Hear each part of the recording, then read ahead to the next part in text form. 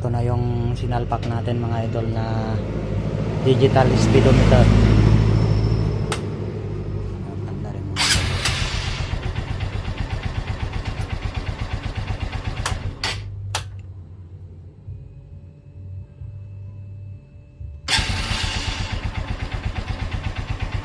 So ito mga idol, nilagay ko lang to. Ito yung sa signal light kabilaan, kasi yung dati mga idol dito nakalagay yung signal light nya, tuminsanan dito. Pag mag signal light ka sa kanan, ilaw dito rin, tapos sa kaliwa dito rin yung ilaw. So ang ginawa ko, pinaghiwalay ko magkabilaan yan.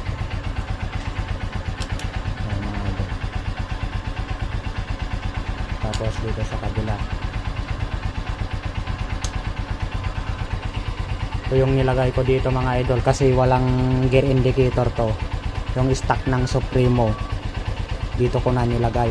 So bali pinalitan ko yung cover na kulay green, nilagyan ko siya ng fiberglass.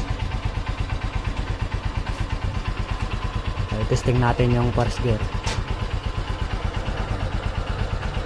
second gear, third. So mga idol,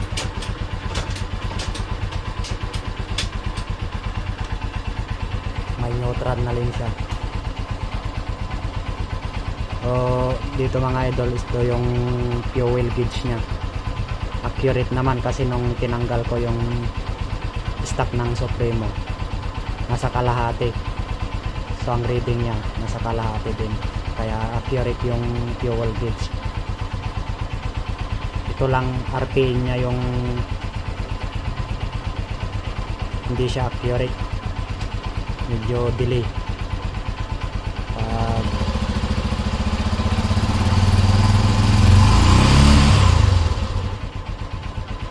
Pag mga idol, mabagal mag-response yung RPM nya. Dito naman mga idol, may voltmeter. So ang bilang niya to 2, 4, 6, 8, 10, 12. So may nilagay din ako dito na voltmeter at saka charger na rin. So may type C at saka may USB.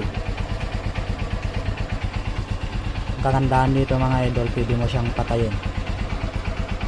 May button dyan.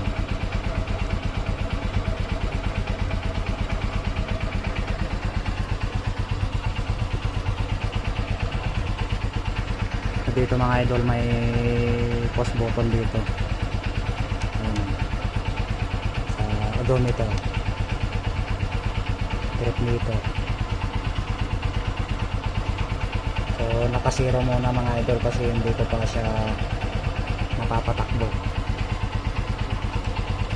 Yung stock ng Supremo mga idol na logo, saktong sakto, kasi may pagsasalpatan. So nilipat ko na lang.